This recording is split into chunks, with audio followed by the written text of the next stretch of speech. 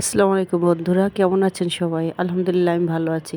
আজকে আমি 0 থেকে 2-3 মাস বেবির জন্য এই ড্রেসটি তৈরি করে দেখাবো, একেবারে নিউবর্ন বেবির জন্য। এখানে আমি লম্বা নিয়েছি 12 ইঞ্চি এবং চওড়া নিয়েছি টোটালে 5.5 ইঞ্চি কাপড়। আর গলা নিয়েছি 2 ইঞ্চি থেকে 2 সুতা কম আর কি। আর শোল্ডার 4 ইঞ্চি। এখানে শোল্ডার ডাউন করে নিব হাফ ইঞ্চি। সব ড্রেসেই হাফ ইঞ্চি শোল্ডার ডাউন দিলে ড্রেসটি ভালো হয়। এবং এখান থেকে আর্মহোল 4 ইঞ্চি এবং এটির বডি আছে 18 ইঞ্চি।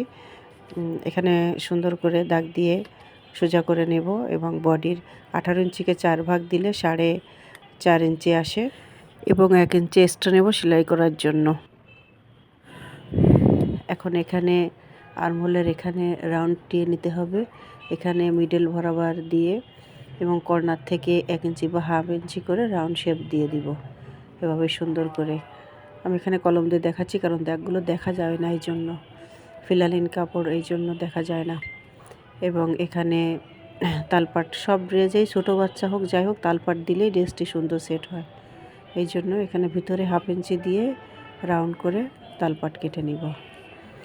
এখন এখানে কাপড়টি সুন্দর করে প্লেস করে নেব, 19-20 হলে সমস্যা হবে। এবং এখানে হাফ ইঞ্চি বাদ দিয়ে মেয়ে বেবি, এই জন্য হালকা একটু রাউন্ড শেপ দেবো দেখার সৌন্দর্যের জন্য। এটি না দিলেও হবে, আমি দিয়েছি মেয়ে বেবি এর জন্য। এবং নিচ থেকে 1 ইঞ্চি রাউন্ড করে নিলে ড্রেসটি খুব সুন্দর লাগে, এভাবে দিয়ে নিব। এখন গলা কেটে নিব, ব্যাকপার্টের গলা এটি। এখানে ব্যাকপার্ট নিয়েছি 1 ইঞ্চি, গলার ডিপ এটি 1 ইঞ্চি নিয়েছি এবং এখানে সুন্দর করে দাগ দিয়ে চৌকা করে নিব এবং হালকা হাতে রাউন্ড দিয়ে নিব, গোল শেপ দিয়ে নিব। এবং সামনের গলা দিয়েছি 2.5 ইঞ্চি। একটি পিন আপ করে নিলে কাপড় ভালো হয়, ফিলালিন কাপড়। এবার এখানে 2.5 ইঞ্চিতে চৌকা বক্স করে নিব এবং এখানেও গোল রাউন্ড করে নেব, গোল শেপ দিয়ে নিব। এখন কেটে নিব। প্রথমে ব্যাক পার্ট কাটবো, প্রথমে এখানে গলাটিও ব্যাক পার্ট কাটবো এবং আর্মহোলটাও ব্যাক পার্ট কেটে নিব। খুব সাবধান যেন তালপাটের অংশ কেটে না ফেলা হয়। এখানে ব্যাক পার্ট কেটে নিব এবং এখানে পাশ দিয়ে সুন্দর করে মার্জিন অনুযায়ী কেটে নিব।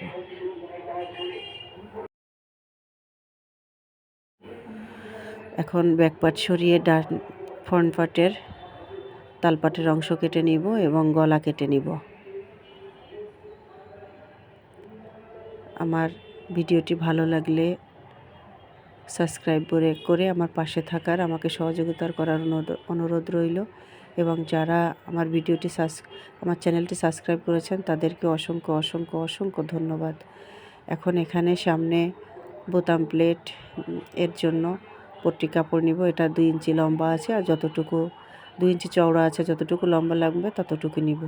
এভাবে পাশে সেলাই করে নিব।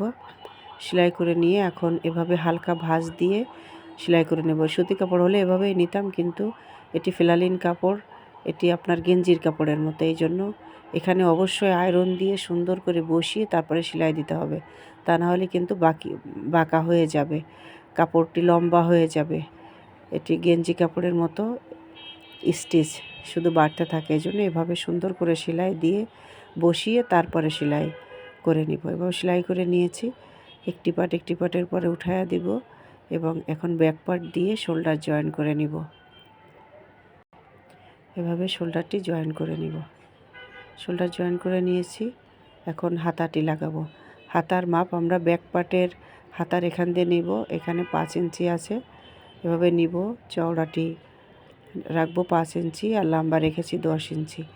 এখানে বন্ধ সাইড দিয়ে 2 ইঞ্চি শেপ দাগ দিব 2 ইঞ্চিতে, আর কর্নার থেকেও 2 ইঞ্চিতে দিব।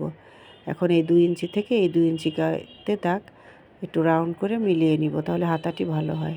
এবং হাতার মাথায় 3 ইঞ্চি দিব। শুধু 3 ইঞ্চি দিলেই হবে, এক্সট্রা নেওয়া লাগবে না, একেবারে ছোট্ট বেবি। এখানে শেপ দিয়ে নিব। এখানে একটু কাটিং দিয়ে নিব যাতে কর্নারটা ঠিক থাকে। এবার এখানে কেটে নিব। সুন্দর করে কেটে নেওয়ার পর এখন আমি এখানে তালপাটের অংশ কাটবো। তালপাটটা আমি এভাবে কাটি, এটা সুন্দর হয়। আমি যে এক্সট্রা 1 ইঞ্চি নিয়েছি, ওই এক্সট্রা 1 ইঞ্চি ওইখানে রেখে দিলে এভাবে সুন্দর তালপাটের শেপ চলে আসে। এভাবে দিয়ে নেব এবং তালপাটটি অবশ্যই একটা লেখা টি দিয়ে লিখে মার্কিং করে নিব, তাহলে আর ভুল হবে না। তালপাটটি অবশ্যই সামনের সাইডে রাখবো, রেখে এভাবে মিলিয়ে দেখব যে ঠিক আছে কি না। ঠিক থাকলে সেলাই দিয়ে নিব। আমার এখানে ঠিক আছে, আমি সেলাই করে নিয়েছি। এখন এই পাশেও সেলাই দিয়ে নিব, দুইটাই সেলাই করে নিয়েছি। এখন আপনার হাতার মাথায় চিকন করে একটা ভাঁজ দিয়ে সেলাই করে দেব। ওইটি দুইটি সেলাই করে নিয়েছি। এখন আমি জয়েন করে নিব সাইড থেকে 1 ইঞ্চি দিয়ে সেলাই করে নিব। সেলাই করে নিয়েছি। এখন গলা পট্টি কেটে নিব।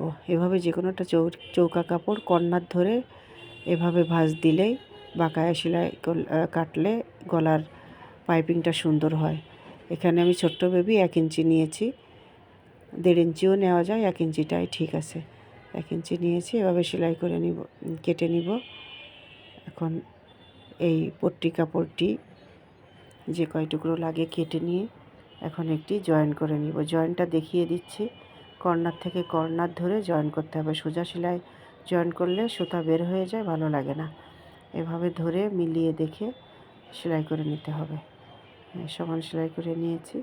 এখন উল্টা সাইড থেকে চিকন করে হালকা 2 সুতা দাগে ধরে সেলাই করে নিব। সেলাই করে নিয়েছি। এখন ছোট্ট ছোট্ট কাট দিয়ে সব জায়গা কেটে নিব, তাহলে পাইপিংটা সুন্দর বসবে। এখন এখান থেকে হালকা ভাঁজ দিয়ে এভাবে ধরে পাইপিংটা আস্তে আস্তে খুব সাবধানে সেলাই করে নিব। সেলাই করে নিয়েছি। এখন নিচে চিকন করে ভাঁজ দিয়ে সেলাই করে নিব। এভাবে সেলাই করে নিয়েছি। এখন ড্রেসটি কমপ্লিট হয়ে গেছে। এখন সামনে আমি টিপ বোতাম লাগাবো, এখানে আপনারা বোতামও লাগাতে পারবেন। আমার ভিডিওটি দেখার জন্য ধৈর্য ধরে সবাইকে অসংখ্য অসংখ্য ধন্যবাদ।